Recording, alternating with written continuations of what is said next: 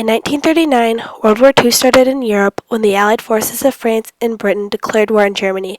The Axis powers led by Adolf Hitler of Germany and Benito Mussolini of Italy were invading Europe one country at a time. Hitler marched his army into Poland. The Allied powers declared war on Germany. Hitler then moved to invade France. In 1940, Paris was about to fall, so France surrendered to Germany on June 22, 1940. Britain now had to fight alone. British Prime Minister Winston Churchill desperately wanted President Franklin Delaware Roosevelt and the United States to join the Allied powers. The United States wanted to help the Allies, and FDR wanted to join them, but he knew that he would be challenged politically and the United States would be challenged financially, still reeling from the Great Depression. Everything changed on December 7, 1941, when Japanese aircraft carriers approached Hawaii and fighter planes launched an attack on Pearl Harbor. The attack surprised the United States. The very next day, Roosevelt asked Congress to declare war on Japan. 3 days later, Germany and Italy declared war on the United States. The U.S. was now part of World War II. With the surprise attack at Pearl Harbor and the congressional declaration of war, it drove more than 16 million men to register for the draft. Most of the men who signed up ended up in the armed forces. A number of men that got drafted were some of the most famous people in the country, from singers, musicians, and famous movie stars such as Clark Gable, Jimmy Stewart, and Frank Sinatra. Additional athletes that included the greatest baseball players of the time such as Joe DiMaggio from the New York Yankees, Ted Williams from the Boston Red Sox, and Bob Feller from the Cleveland Indians during the war effort. With these men off to war, the existence of Major League Baseball was in jeopardy. Women started to play baseball in their own league because of the fear that the MLB parks would financially collapse. In the fall of 1942, Philip K. Wrigley introduced the idea of women playing baseball in their own league. Many of the star Major League Baseball players were going overseas for war and the teams were falling apart. Wrigley didn't want his stadium to collapse financially, so he thought that if women played baseball in the MLB stadiums, they could provide inexpensive entertainment for exhausted factory workers on their few days off. The 75 women that were selected to play in a team each season were either recruited by scouts or, like the majority, signed up for tryouts. The final cuts of tryouts were made on the first day of spring training. When the first season in 1943 began, the league was named the All-American Girls Softball League. Later, it was changed to the All-American Girls Baseball League so it would appeal to more fans. The league had 2 additional name changes. The next was the All-American Girls Baseball League, and the final changing it to its lasting name, the All-American Girls Professional Baseball League. Ken Sells, who was a Chicago attorney, trustee for the University of Chicago and the Chicago Cubs attorney, was named the president.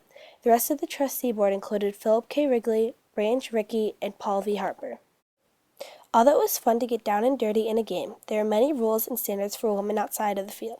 Off the field, every girl that played received a beauty kit of supplies which included cleansing cream, lipstick, rouge medium, cream deodorant, mild astringent, face powder, hand lotion, and hair remover. Each girl had a requirement of being attractive and presentable at all times. To do this, they had to follow a beauty routine. The beauty routine included 1. Shower well and soap the skin. 2. Dry thoroughly to avoid chapping or chafing. 3. Apply cleansing cream to face and remove with tissue. 4. Wash face with soap and water. 5. Apply skin estrogen. 6. Apply rouge moderately but carefully. 7. Apply lipstick with moderate taste. 8. Apply eye makeup if considered desirable. 9.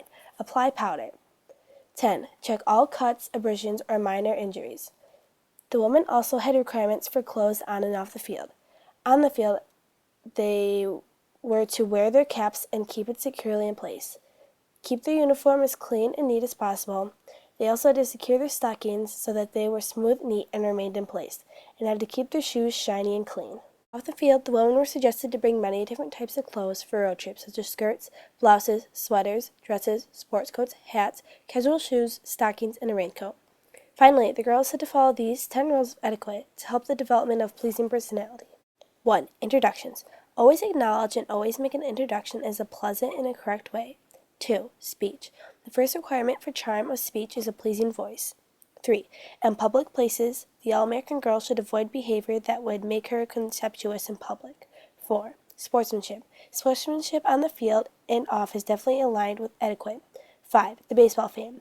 There's an old saying that the customer is always right. This, in a sense, holds true of a baseball fan, who exercises the right to talk to you without knowing you, to shout at you from the stands and to voice his opinion, good or bad, of the play on the field. 6. Dealing with the public. Because you are a ball player and a member of the team in your hometown city, it is taken for granted that you will be popular and well known by sight. 7. Public relations. In the interest of publicizing you as an individual and your team and league in general, you might be expected to cooperate with the publicity managers in various cities or with the newspaper and magazine writers. 8. Your chaperone is your friend, your counselor and guide. 9. Accept invitations or decline them with graciousness. 10. In a final summary up, be neat and presentable in your appearance. Be polite and considerate in your daily contacts. Avoid noisy, rough, and racist talk and actions, and be in all respects a truly all-American girl. With the end of World War II, the great Major League Baseball names returned home with the troops in our military. When they returned to begin to play baseball, the fans began watching Major League Baseball again. Because of the declining attendance, the All-American Girls Professional Baseball League ended in 1954 after 11 great seasons. If the 1950 society had changed, the war had ended and the best male baseball players are back from overseas and playing with their teams again. A lot of the AAGPBL fans went back to watching men's Major League Baseball. In fact, many of them could watch them play live on television. The fans weren't eager to see the local women's teams anymore, and the attendance at the girls' games decreased and the teams started losing money. The AAGPBL towns were giving up their franchises one by one, ending women's baseball. In September 1954, the All-American Girls Professional Baseball League was no more.